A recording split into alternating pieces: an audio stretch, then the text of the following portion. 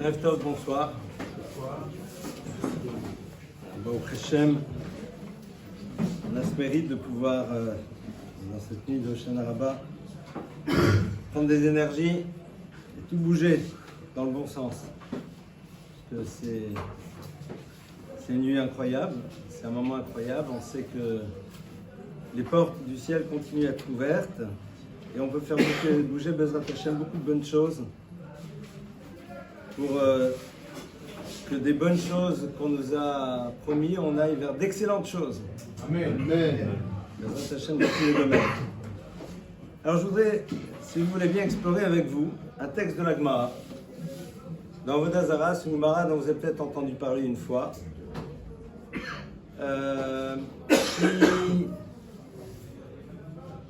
Qui est à la suite, en vérité, d'un dialogue très intéressant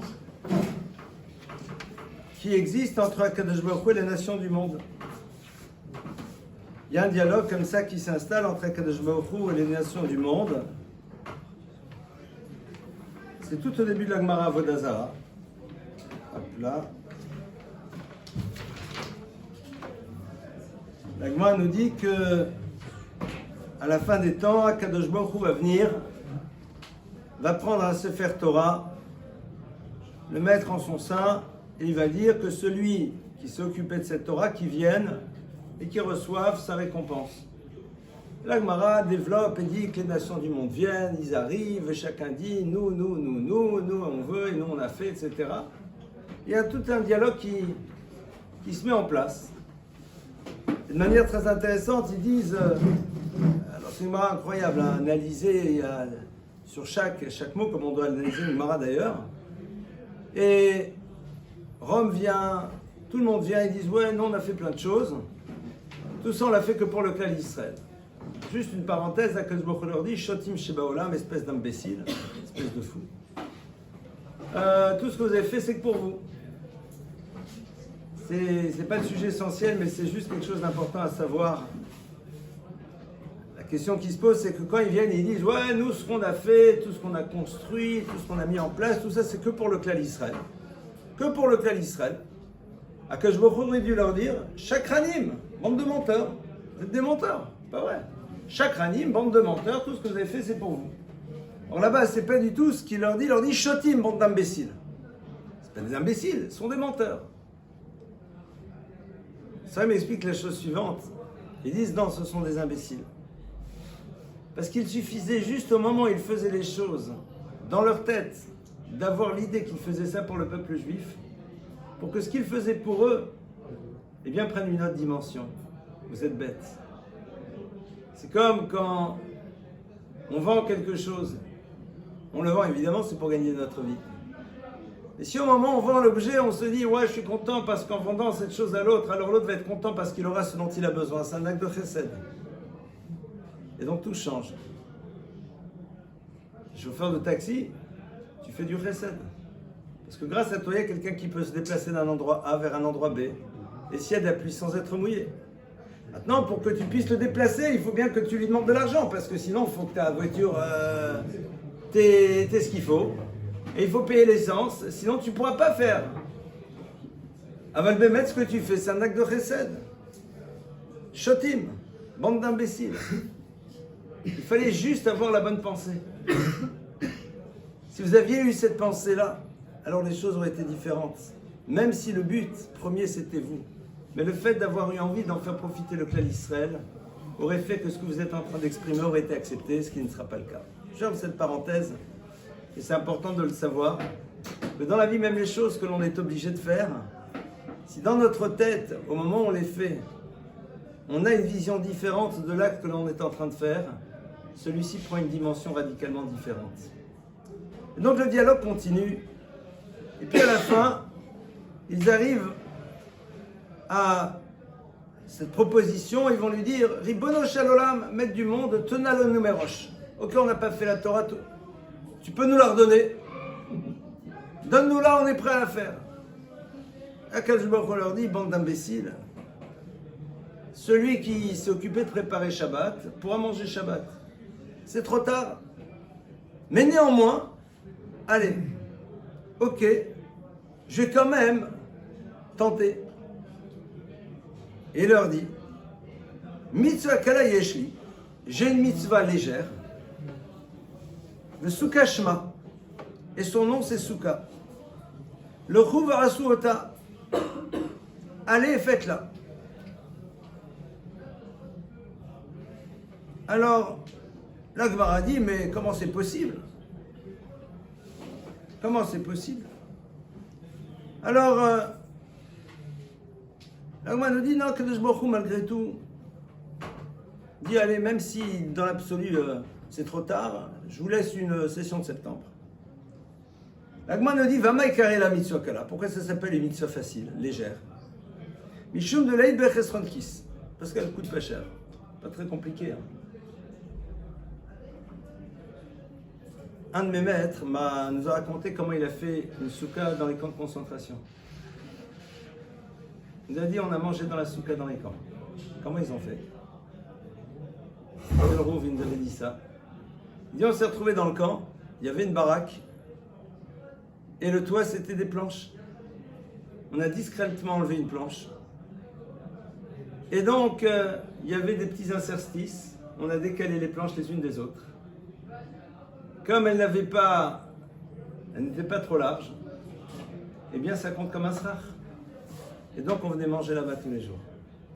Mitzvah kala, c'est pas très compliqué, ça coûte pas beaucoup d'argent.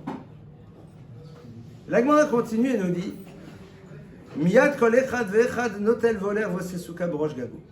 Il dit alors à ce moment-là, chacun vient, prend ce qu'il faut, et va faire la souka en haut de son toit.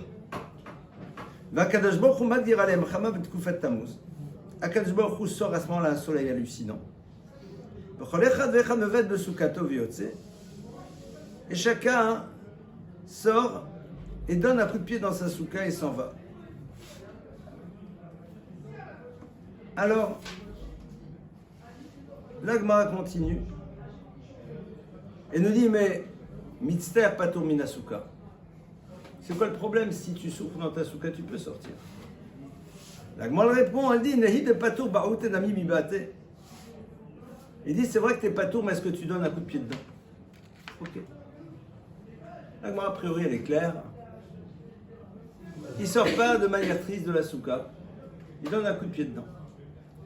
Maintenant, moi, ce que j'aimerais, c'est analyser un tout petit peu plus ce texte. Tout d'abord, c'est quoi cette mitzvah de souka qu'Akadosh Baruch Hu leur donne? Pourquoi Akadosh Baruch Hu, Latid Lavo, il demande aux nations du monde de faire la mitzvah de souka? Il y a d'autres mitzvot qui ne coûtent pas cher. Tzitzirot, c'est pas cher. Tu as d'autres mitzvot qui reviennent pas cher. Ça, c'est déjà la première question. La seconde question, c'est que la Gemara nous donne a priori des détails dont on ne voit pas l'intérêt. La Gemara, elle te dit, et chacun vient et monte sur son toit. Il va sur sa terrasse, il va sur son balcon, il va sur son toit, il va dans la rue. La Gemara aurait dû te dire, chacun vient et construit sa souka. Il ne fera pas plus chaud parce que c'était sur le toit. Donc on a ici a priori une précision dont on ne voit pas l'intérêt. Alors évidemment, je voudrais quand même ne pas aborder, et je vais le faire tout de suite très rapidement, le troisième point, qui est l'élément qui sépare les nations du monde du clan d'Israël, cette notion de brita, cette notion de donner un coup de pied en sortant. Pourquoi est-ce que les nations du monde vont donner un coup de pied? C'est quoi donner un coup de pied? Berita, donner un coup de pied, c'est un moment révéler la relation que l'on a avec la chose. Pourquoi? Parce que quand tu donnes un coup de pied dans ta souka, ça ne changera rien, toi. Ça ne changera rien. Ça y est, tu as déjà souffert. Tu étais dans ta souka, tu as eu chaud. Le fait de donner un coup de pied est un acte qui ne peut rien construire. Il n'est que l'expression d'un sentiment négatif que tu as envie de faire passer à un individu ou une chose. Ça veut dire que dès le moment où ils sont dans la souka, ils vivent cela comme étant quelque chose qu'ils n'ont pas d'autre choix de faire. Et donc, dès le moment où cette chose que tu n'avais pas le choix de ne pas faire te fait souffrir, à ce moment-là, tu révèles la relation que tu avais avec cette chose dès le début. On va y revenir tout à l'heure. Tout d'abord, la mitzvah de Souka. Akadosh Baruch Hu leur donne la mitzvah qui, au niveau des nations du monde, est sans doute la plus complexe. Mitzvah Kala, la Gemara, elle dit c'est une mitzvah légère. Pourquoi? Parce que l'Edbach Esrankis. Mais pour les nations du monde, c'est la mitzvah la plus complexe. Pourquoi? Parce qu'ils ne voient pas en quoi c'est une mitzvah. Ils ne voient pas en quoi c'est une mitzvah. Et plus que cela, cette mitzvah remet en cause les fondamentaux même de leur vision du monde. On va, si vous le voulez bien, faire une petite promenade.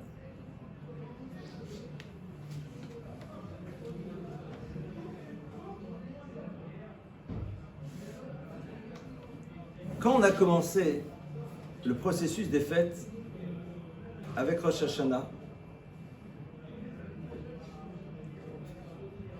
l'élément premier qui nous a interpellés était la sonnerie du chauffard.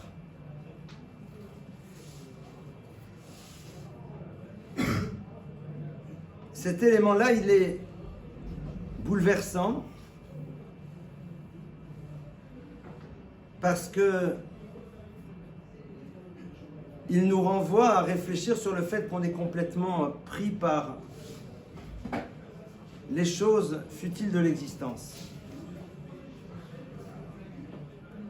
Havle Azman. C'est-à-dire que notre vie est soumise à des choses qui sont futiles. Très bien. Et le problème, c'est que ces choses-là prennent à un moment le contrôle de notre existence. Alors l'homme veut vivre dans l'illusion qu'il a le contrôle des choses.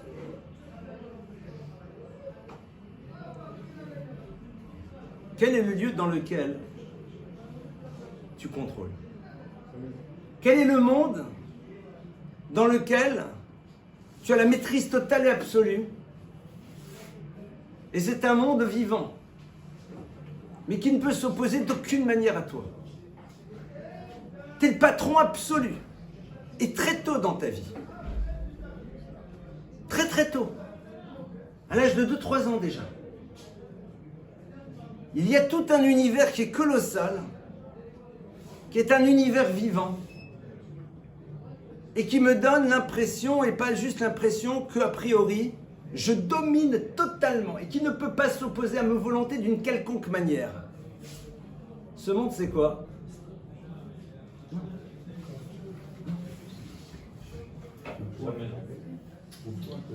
Non. C'est quoi cet univers qui a 2-3 ans, un univers vivant, hein, qui est vivant? D'accord? Vis-à-vis duquel vous avez la maîtrise totale et qui ne peut pas s'opposer à vous. Vous êtes le patron total absolu, vous pouvez en faire ce que vous voulez. Nous? Non. Merci, à 2-3 ans, je me maîtrise totalement. J'aimerais un déjà à mon âge, j'y arrive pas. Alors vous imaginez un peu. Non, vous ne maîtrisez pas votre corps. Attendez, à 15-16 ans, ça se saurait hein, si on maîtrisait notre corps. Non, vous maîtrisez, vous, vos pensées? C'est vivant. Vous le maîtrisez totalement. C'est quoi cet univers? C'est le monde végétal. C'est un monde vivant. Il se reproduit, il se développe. Vous en faites ce que vous voulez. Le monde du vivant, si c'est le monde animal, vous ne pouvez pas vous opposer à lui. Allez vous mettre devant un rhinocéros, vous allez voir. Par contre, je peux me trouver devant un baobab géant, devant des cultures de maïs colossales, je prends une allumette, je craque, je fais tout brûler. L'enfant très tôt, il a des tomates, il a ce que vous voulez, des fruits, il peut les réduire en bouillie, les écraser, rien. C'est vivant, ça se reproduit, ça se développe. J'en fais ce que je veux. Je peux et je suis dans la maîtrise totale. La première expérience de maîtrise totale s'efface au monde du végétal. Le monde végétal est le lieu dans lequel je prends conscience de ma puissance et de ma dimension de domination. Vis-à-vis du reste de l'univers, c'est beaucoup plus complexe. De l'univers du vivant. L'être humain face à moi, j'ai aucune certitude que je vais le dominer. Le monde animal encore moins. Le seul élément dans l'univers qui est dans un mouvement lui aussi, mais que je maîtrise, c'est le monde du végétal. C'est-à-dire que c'est dans la relation à ce qui va être au cœur de la fête de Sukkot que je vis cette idée que, à un moment, j'ai la maîtrise de quelque chose. C'est intéressant de constater qu'à Sukkot, les deux mitzvot principales sont totalement liées au monde du végétal. En effet, à propos de la Soukha, le texte nous dit mais que tu fais ta Soukha, c'est-à-dire l'élément essentiel qui est le srach, ce toit, mais de ce qui te reste dans tes granges, c'est-à-dire du monde de la végétation. La végétation qui est là, tu la prends, tu la coupes et tu la mets, et ça te sert de toi ta Soukha. La seconde mitzvah, qui est au cœur de Sukkot, se passe avec 4 végétaux, avec un loulav, un etrog, des hadassim et des haravot. On est d'accord? L'homme a besoin de penser qu'il a le pouvoir.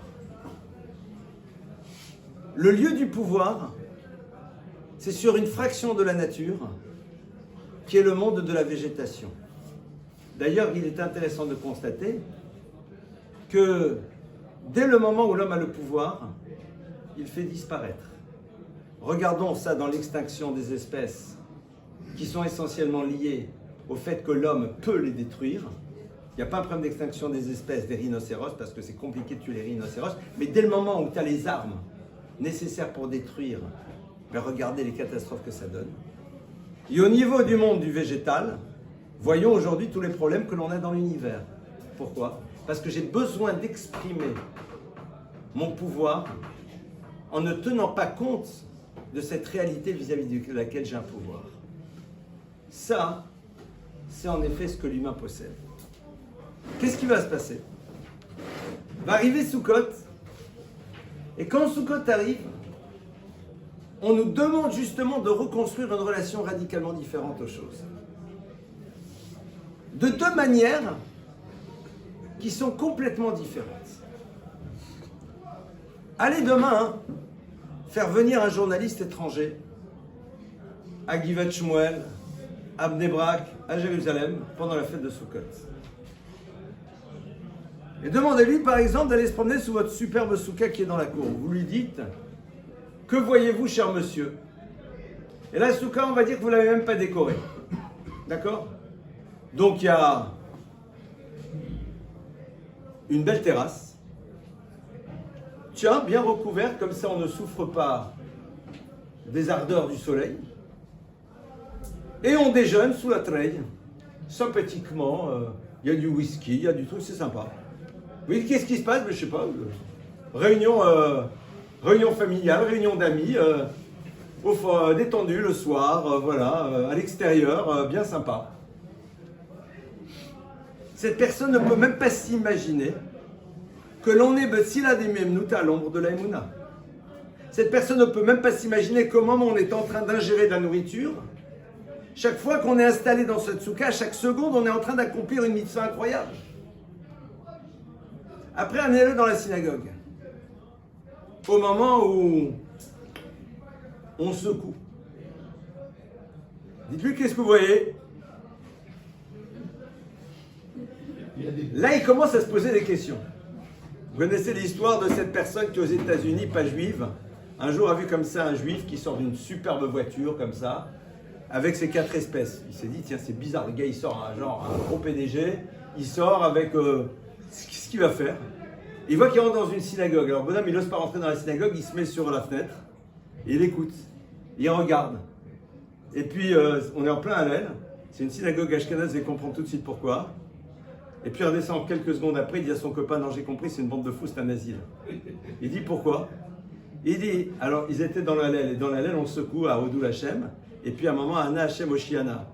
Mais à l'ashkénaze, c'est Ono Hashem, Ono Ado, virgule, Noi, Hoshi, Ono. D'accord? C'est comme ça qu'on le prononce à l'ashkénaze. Il dit, c'est des fous. Pourquoi? Il dit, ils secouent leur machin, il dit, I know, I don't know, how should I know? D'accord? Il voit ce truc-là, il dit, mais c'est quoi cette bande de fous? En dehors de voir qu'on est en train de faire un acte rituel, évidemment que le gars, il dit, c'est un truc de religion. Ils font de la religion. Je ne sais pas ce que c'est, mais c'est de la religion. Sukkot s'organise autour de deux extrêmes qui sont liés aux végétaux. On a d'un côté quelque chose dont on ne voit pas en quoi c'est une mitzvah, puisqu'il ne se passe strictement rien. On se contente de manger, de boire, de dormir, de discuter, d'échanger, de lire, d'étudier. Il y a un autre acte qui ne peut pas être perçu autrement qu'un acte de mitzvah, parce que sinon, qu'est-ce qui se passe, qu'est-ce qui se joue? À Kadosh Baruch Hu, les nations du monde viennent et disent, voilà, on a envie d'une session de septembre, on veut une session de rattrapage, on a envie de quelque chose. Super. À Kadosh Baruch Hu dit, j'ai une mitzvah qui s'appelle la Souka. Qu'est-ce que les nations du monde cherchent? Les nations du monde sont en train de dire à Kadosh Baruch Hu, nous avons envie, nous aussi, de nous inscrire dans ce qu'on appellerait aujourd'hui la religion juive. C'est-à-dire, nous en voyons aujourd'hui les effets positifs à travers la récompense que le Kal Israël va recevoir. Et si c'est ça, on est prêt à faire ce qu'il faut pour. Akadosh Baruch Hu dit, la première mitzvah que je vais vous donner, c'est la mitzvah dans laquelle vous allez être en rapport d'abord avec le monde végétal. C'est-à-dire, vous allez pénétrer un univers dans lequel vous allez devoir mettre de côté, en premier lieu, la relation de domination que vous voulez avoir à l'intérieur de l'univers.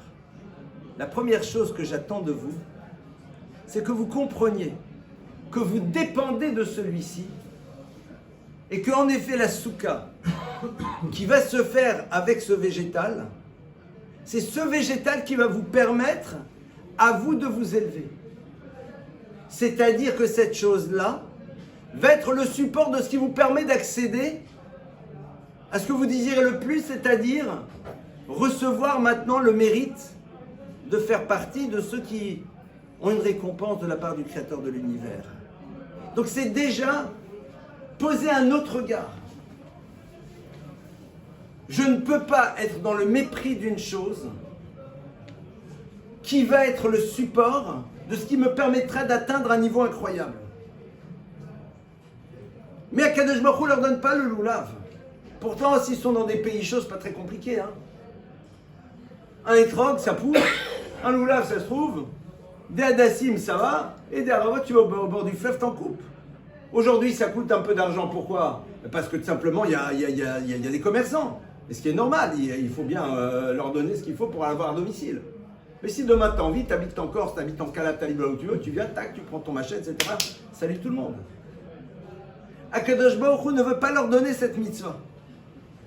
Parce que cette mitzvah, à la limite, ils sont prêts à la vivre parce que il se passe quelque chose. Là. Donc, à la limite, on est prêt à un moment à donner à cette dimension que l'on pensait maîtriser une dimension particulière parce qu'on fait quelque chose de particulier. Là, Kadosh Baruch Hu leur dit attention, non. Vous allez rentrer dans une souka. Première chose, rentrer dans une souka, c'est dire voilà, la souka pour qu'elle fonctionne, il faut prendre des végétaux. Ces végétaux-là, s'ils sont bien placés comme ils se doivent, vont te permettre d'accomplir un commandement. En deux mots, ils ont une valeur incroyable. Donc, le fait que tu penses avoir la maîtrise de la nature ne doit pas t'imaginer à penser que tu peux en faire ce que tu veux. Le problème des nations du monde, c'est quoi? C'est le désir qu'ils ont de vouloir organiser l'univers autour de leurs désirs. Et que quelque part, le monde n'est là qu'à leur service. Et l'expression la plus ultime, c'est la maîtrise qu'ils ont justement du monde végétal, que l'on peut même détruire parce que de toute façon, il ne peut pas s'opposer à nous. Akadosh Baruch Hu, la première chose qu'il leur dit, non. Chaque élément qui est présent dans l'univers a une valeur incroyable et doit être utilisé dans un but. Et donc, de manière ultime, votre vie doit être utilisée dans un but. En deux mots, il est en train de les ouvrir au fait que la vision que la Torah a d'existence, ce n'est pas qu'il y a un être humain qui va faire des actes rituels pour pouvoir obtenir un certain nombre de récompenses, mais qu'en vérité, toute l'existence a un but et que chaque élément qui fait partie de cet univers est là et porteur de sens. Et la raison d'être de ce monde végétal, c'est de pouvoir à un moment te permettre de te mettre sous une soukha. Première chose. Et c'est vrai que c'est ça qu'il attend. Alors, évidemment, les nations du monde comprennent plus ou moins quel est l'enjeu ici. Mais qu'est-ce qu'ils vont faire? Ils vont venir, ils vont la faire sur le toit. C'est-à-dire que ils vont à un moment, malgré tout, vouloir inscrire à l'intérieur du monde des mitzvot la vision qu'ils ont de ce que doit être le monde des mitzvot. Et si la Gemara nous le dit, c'est que la Gemara est en train de nous alerter sur le fait que nous aussi pouvons à un moment décider de la vision que l'on a de ce que valent les mitzvot et de ce qu'elles représentent. Akadosh Baruch Hu dit, prenez la soukha. La soukha, c'est quoi? Tu penses que tu maîtrises rien. Tu dépends de ça. La fonction de ça, c'est d'être toi de soukha. C'est à travers ça que tu vas t'élever. Donc chaque chose dans cet univers a une fonction. Et c'est comme ça que tu dois appréhender l'existence. Donc tu vas aussi t'interroger par rapport à la fonction que tu dois remplir dans le monde. Ce n'est pas j'existe et j'inscris dans ma vie certaines choses pour pouvoir avoir une vie qui se conjugue au plus que parfait. Pas du tout. Alors, ils prennent la mitzvah. Mais ils prennent la soukha et ils la font sur le toit. Pourquoi ils la font sur le toit? Ce matin, dans les synagogues, on a lu une haftara qui est très particulière. C'est la haftara qui nous rapporte cette confrontation qui va exister à la fin des temps avec Gog et Magog. Intéressant de voir que cette haftara se lie à Sukkot. Entre autres parce que cette histoire se passera à Sukkot. Rav Shimshon Raphaël Hirsch fait remarquer la chose suivante. Il dit que Gog et Magog, c'est deux éléments qui nous renvoient à un concept. Quel est le concept qu'il véhicule? C'est le concept du gag. C'est quoi le gag? C'est un toit. Très bien. Gog et Magog. C'est quoi l'histoire du toit? Alors, je vais vous poser la question. Vous allez construire demain une maison. On va construire une maison, chacun. Oui. Pourquoi vous mettez un toit? Pourquoi on met un toit? Pas besoin de toit. Tu as besoin de poser un cadre pour pas que les bêtes sauvages viennent. D'accord, éventuellement. Mais moi, je n'ai pas besoin de mettre un toit. Au contraire, vous voyez le... Mais justement, on met un toit parce qu'on dit, ouais, il y a le ciel. Et dans le ciel, de temps à autre, il y a des nuages qui se promènent. Et les nuages qui se promènent font qu'il peut y avoir un peu de pluie. C'est pas très rigolo d'avoir de la pluie chez soi. Donc, comme on sait qu'il y a quelque chose au-dessus, pour se protéger de cette chose qui est au-dessus, on met un toit. C'est-à-dire que ce toit de préférence perméable est là pour montrer que l'on sait qu'il y a quelque chose au-dessus et que l'on ne veut pas que ce qu'il y a au-dessus pénètre à l'intérieur. Parce que si toi, ça t'intéresse d'avoir de la pluie chez toi, tu ne fais pas de toit. Si toi, ça t'intéresse d'avoir la chaleur du soleil chez toi, tu ne fais pas de toit. La preuve, c'est qu'il y en a certains qui ont des toits amovibles. Généralement, on les enlève pas au moment de la pluie. Donc le fait de mettre un toit, c'est parce que l'on sait qu'il y a quelque chose au-dessus, et que cette chose au-dessus, nous ne voulons pas qu'elle pénètre chez nous. Les nations du monde, au moment où ils vont faire cette soukha est en train de les ouvrir au fait que chaque élément dans l'univers a une fonction. Elle est en train de leur dire aussi quoi? Vous n'allez pas secouer le moulave. Vous allez rentrer dans ce lieu, vous allez vous installer, vous allez manger. Vous allez dormir, vous allez vivre. C'est cool. C'est cool, c'est sympa. C'est insupportable. C'est insupportable pourquoi? Parce que justement, ce que l'on attend de l'individu dans la soukha,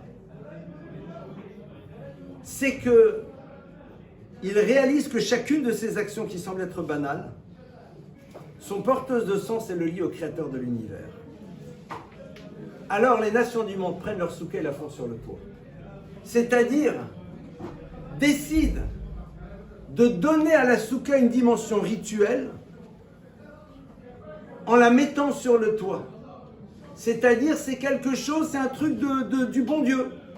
On fait un acte pour le bon Dieu.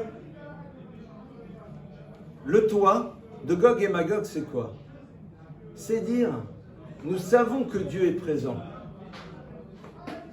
mais nous créons une séparation entre lui et nous. C'est-à-dire, nous ne voulons pas qu'il pénètre la réalité de notre quotidien. Nous ne voulons pas qu'il soit à l'intérieur de la maison. Nous voulons de sa présence là où on décide de le faire exister. C'est nous qui définissons le cadre dans lequel il doit être. Et donc même la soukha, qui est une mitzvah non rituelle, ils veulent la ritualiser. C'est-à-dire ne pas vivre l'impact qu'elle peut avoir dans leur relation au monde et à l'existence. On a vu que le premier impact, c'est quoi? C'est le fait que c'est du monde végétal. Et que le monde végétal a une fonction, que ça t'intéresse sur la fonction qui doit être la tienne. Toi, tu crois que tu le maîtrisais? Non, rien du tout, tu dépends de lui. Parce qu'à travers l'utilisation que tu fais de lui, tu vas pouvoir maintenant t'élever. Donc il a une fonction, donc toi aussi tu as une fonction. Déjà ça pour eux c'est compliqué. Alors pour se débarrasser de ça, ils font la Torah, ils font la soukha sur le toit. Le clan d'Israël, comme ça fait remarquer Rav Shimshon Raphaël justement, au moment de Sukkot dit, nous voulons faire la soukha, car nous avons ce désir qu'Akadosh Baruch Hu soit présent à l'intérieur de notre réalité quotidienne, et ce à chaque moment. Nous ne voulons pas ritualiser l'univers des mitzvot. Nous ne voulons pas lui donner un cadre qui sera un cadre sympathique sur le toit avec Dieu, etc. Et on va être là et on va chercher à faire. Tu sais, les gens ils adorent, ils vont dans la soukha, on va faire des ambiances, on va faire. Rien du tout. Vis ta vie, mon frère. On raconte que un des rébéim de Gour, quand il était enfant, il avait 3-4 ans, il faisait l'imbécile dans la soukha. Alors il y a quelqu'un qui lui a dit, oh ça se fait pas. Il dit, pas du tout, au contraire. Il a marqué Teshu Kentadou. Il a marqué qu'il faut être installé dans la soukha comme on vit chez soi à la maison. À la maison, je fais des bêtises ici. Il faut vivre dans la soukha comme on vit chez soi. C'est-à-dire que sors de ce désir de poser une limite pour ne pas tirer l'enseignement que la soukha est censée te donner. Qui est lequel? Qui est que tout simplement, tu manges, tu bois. Tu veux que toi, qui te renvoie à l'idée qu'il y a un créateur, permette à celui-ci d'être présent à l'intérieur de la réalité de ta vie. Et que donc, il t'interroge sur chaque acte que tu es en train de faire. Et c'est là où, en effet, les nations du monde, à un moment, sont mebarètes. C'est-à-dire, eux, à ce moment-là, ils disent, on donne un coup de pied dans cette chose qui nous oblige à repenser radicalement la relation qu'on a au monde et à l'existence. Le clan d'Israël, en effet, quand cette soukha devient inhabitable, il sort de la soukha, mais quelque part, au moment où il sort de cette soukha, il est dans une forme de tristesse. Quelle est cette tristesse? c'est de ne pas pouvoir continuer à vivre cette expérience qu'il pourra continuer à véhiculer une fois qu'il sortira de cette soukha au bout des 7 jours de fête. Ça, c'est le point de départ de notre réflexion. Juste là. Alors, à partir de là, c'est intéressant d'aller un tout petit peu plus loin. On est en plein dans cette fête de Sukkot. On est en plein dans cette fête de Sukkot. Et comme on voit de cette Gemara, la finalité de cette fête, ça va être justement de nous amener à inscrire cette conscience de la présence d'Hachem à l'intérieur de chaque moment de notre existence et réaliser que à partir du moment où j'ai conscience de sa présence, eh bien, je me sens totalement lié à lui. Ça va être l'élément avec lequel on va devoir se retrouver maintenant. La question est de savoir comment est-ce que... Oui, je peux. Vous pouvez. Quelle est votre question? Tant on sacrifie, enfin, au temps du temple, on sacrifiait pour les 70 natures. Complètement. Donc la soukha, elle a un rapport avec le monde. Alors, paradoxalement, on fait en telle sorte qu'une personne qui n'est pas juive ne puisse pas rentrer dans la soukha. La soukha, ce n'est pas un lieu dans lequel une personne qui n'est pas juive peut rentrer. Ce n'est pas de la discrimination, ce n'est pas du racisme. C'est que quelque part, ça ne la concerne pas. Parce que c'est un univers que l'on ne peut comprendre que dans la mesure où on est dans ce désir de vivre cette relation avec Hachem à chaque moment de notre vie. Or, dans le monde non juif de manière générale, ce désir de vivre dans une relation constante avec le divin n'existe que dans la mesure où vous vous séparez de la réalité du monde. Alors que dans le peuple juif, c'est exactement le contraire. C'est quelque chose qui ne correspond pas à leur vision du lien constant que l'on a avec le Créateur. Les ermites n'existent pas dans le peuple juif. C'est tout sauf l'universalisme. Ça fait bien dans les conférences, mais c'est exactement le contraire. C'est exactement le contraire.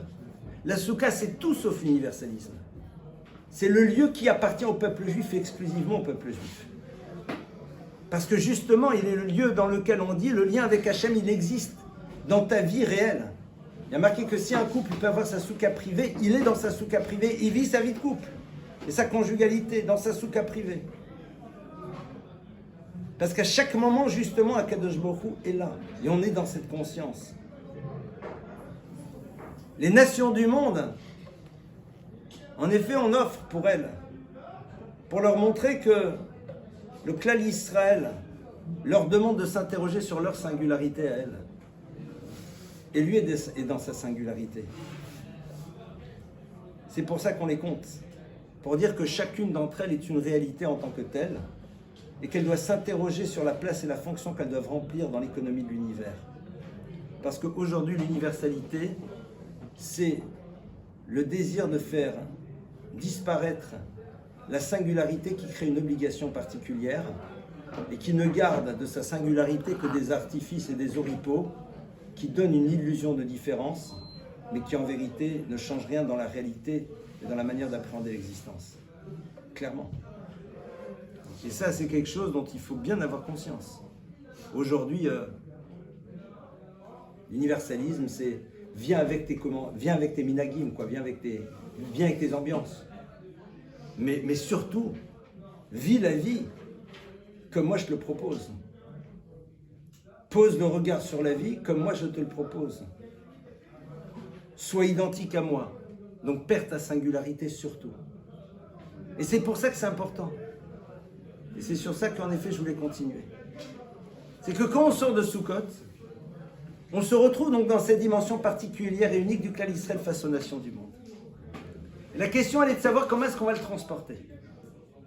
C'est-à-dire comment on va faire pour être dans la continuité de cela pendant tout le reste de l'année. Parce que c'est là où va se situer tout l'enjeu. Tout l'enjeu, il va se situer là.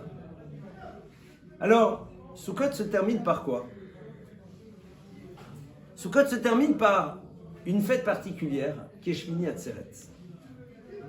Et à propos de Shmini Atzeret, tout le monde connaît ces Chazal qui disent que Machaloma Davardomé, c'est l'histoire d'un roi qui a invité tout le monde à sa table, et c'est les 70 nations du monde, allez-y. Et puis à la fin des festins, il dit à son ami le plus cher, reste près de moi, Nassé Soudaktana, nous allons faire un petit repas ensemble. Shmini Atzeret, c'est le jour qui est réservé au peuple juif. C'est Akadosh Baruch Hu, le Klal Yisrael, il y a un seul korban. C'est quoi?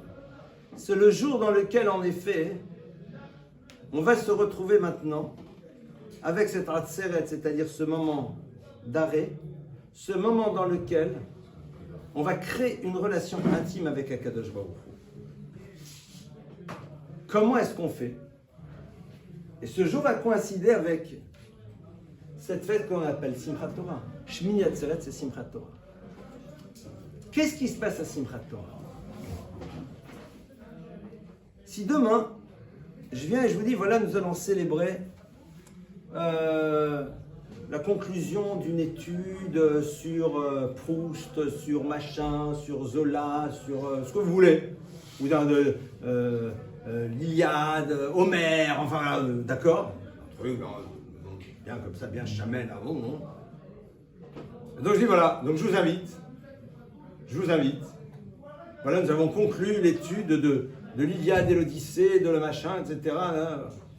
Donc vous arrivez, avec black tie, il y a un truc, et vous attendez à une soirée avec des très beaux enseignements sur, en effet, tel texte, tel machin, etc.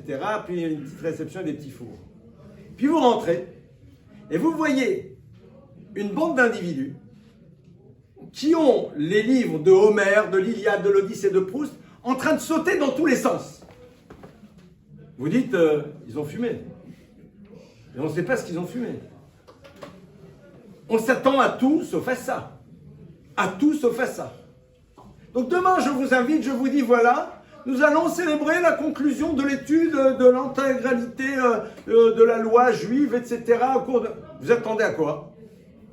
À une grande ambiance intellectuelle. Les intellectuels juifs vont parler. Et vous voyez une bande de gens, et généralement ce n'est pas les intellectuels qu'on va voir là, qui sont avec les livres, et qui dansent et qui sautent. Et vous voyez les enseignants, qui au lieu d'être là assis tranquillement à leur place, regardant d'un air condescendant les élèves, sont au milieu et dansent encore plus que tous les autres, comme des fous. Comme dit le Mishnah Berurah, que le Gaon, il était Mekarker Bechol Oz, le Gaon Mivilna, un des génies les plus incroyables qu'on ait connus. Mekarker Bechol Oz, il sautait donc, avec toute sa puissance. Bezrat Hashem, cette année on entendra beaucoup de bonnes nouvelles, collectives et individuelles. Amen, amen. Et la dernière fois que vous en avez entendu, je suis sûr que si j'étais là et que j'avais mon petit téléphone pour vous filmer, je vous avais vu entendre, on vous apprend une super bonne nouvelle. Bon, si vous êtes ashkénaze, ça sera un peu moins fort que ce que je vais dire, mais j'assume ma négritude, d'accord? Vous allez voir quelqu'un, ouah, super! On esquisse un pas de danse. Ah super, ah, c'est génial, génial! Ah c'est filmé, purée. D'accord? Pourquoi? Parce que la danse, c'est l'expression que l'on a lorsque l'on ressent une joie profonde. L'intégralité de mes membres exprime. C'est presque à notre corps défendant. L'intégralité de nous-mêmes a besoin d'exprimer sa joie profonde lorsque l'on nous annonce quelque chose qui nous rend vraiment joyeux. Quand c'est quelque chose qui nous touche, des nouvelles fiançailles, d'une naissance, de bonnes nouvelles, etc., etc. Mais on danse, on danse, on danse, on chante, on danse seul. Ça, c'est Simchat Torah. Ça, c'est quelque chose qui appartient au Klal Yisrael. Ça, c'est quelque chose qui est réservé. Et qu'est-ce qu'on exprime? Cette joie profonde de pouvoir vivre cette relation avec Hachem à chaque moment de notre existence. Ce privilège. Et ce qui est extraordinaire, c'est que ceux qui en ont le plus conscience sont ceux qui dansent le plus. Si toi demain on t'apprend une bonne nouvelle, mais qu'en vérité tu n'es pas au courant que c'est quelque chose de génial, tu diras « Ah, c'est super ». Et quand tu vas voir l'autre qui saute en l'air, tu dis « Pourquoi il saute en l'air ?» Parce que lui, il sait. Toi, tu ne sais pas. Lui, il sait ce qu'on vient de lui apprendre. Imaginez, moi, je fais pas je suis pas boursier, je fais pas de bourse. D'accord, la bourse, là, vous savez, d'accord. Et on me dit, tu sais, il y a l'action de machin qui... Et alors, ils ont fait les taux variables. En fait, c'est ce langage qu'on ne comprend rien. Et moi, je comprends juste que c'est bien. Je dis, ah, mais c'est super. Et puis, j'en vois un autre qui est là, qui saute en l'air. Lui, il a tout compris. Il se rend compte que la nouvelle, elle est incroyable, qu'il vient de gagner 50 millions. Parce que lui, il sait. Lui, il sait. Moi, je sais un peu. Et c'est incroyable de voir qu'en vérité, plus tu sais ce qui se joue, ce bonheur incroyable, plus ça te rend joyeux. Parce que tu ressens profondément la chance de pouvoir être dans ce lien avec Akadosh Baruch Hu au quotidien. Non seulement avec l'étude de la Torah, mais à travers le fait qu'à chaque moment, on peut être dans ce lien au moment où on est Mekayem les mitzvot. Et cette chose-là, où est-ce qu'on en a fait l'expérience dans la soukha? Baruch, Hatash, Hachem, l'échelle, mais quelle joie! Mais c'est extraordinaire! Mais quelle chance, le gars, il vient avant de quitter ce monde, il regarde cette cité, il dit, mais on quitte un monde dans lequel, avec quelques francs, quelques kopecks, on peut atteindre des niveaux spirituels incroyables. Tu te rends compte que Baruch Hashem, ton tzitzit, c'est caché, t'es heureux. Toi, tu dis, ah bon.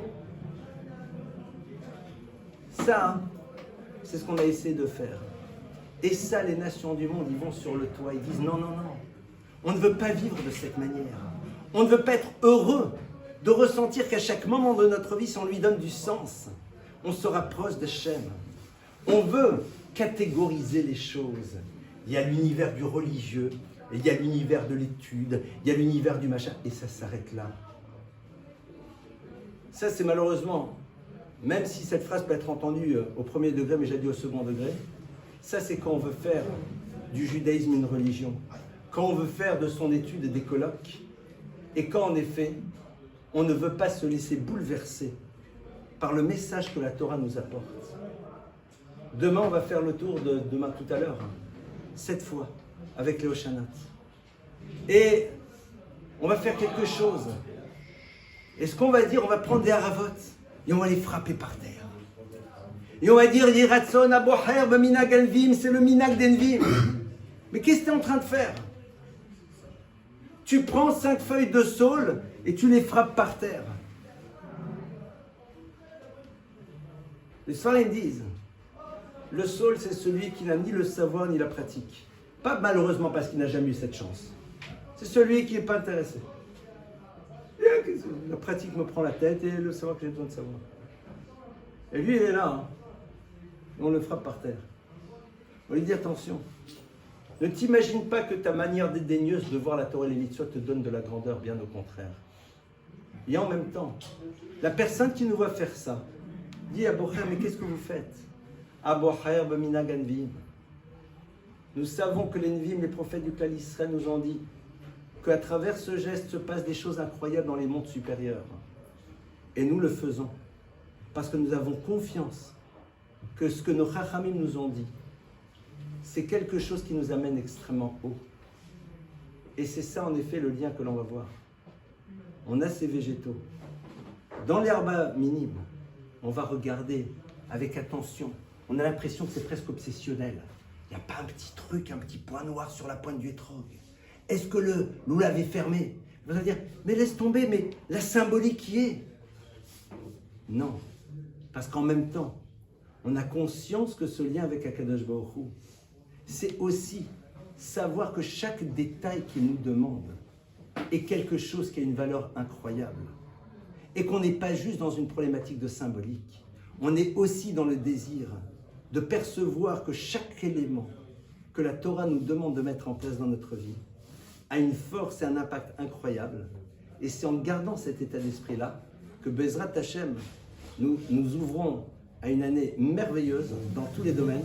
Et je nous souhaite à tous que ce soit une année remplie de simcha, que ce soit une année de très bonne santé, une année dans laquelle Akadosh Baruch Hu aille au-delà de nos espérances et que nous sachions surtout non seulement avoir de la reconnaissance pour ce que nous avons déjà, mais que nous sachions lui donner, exprimer notre reconnaissance en décidant d'utiliser le mieux possible tout ce qu'il mettra à notre disposition pour construire et encore construire et aller d'avant. On est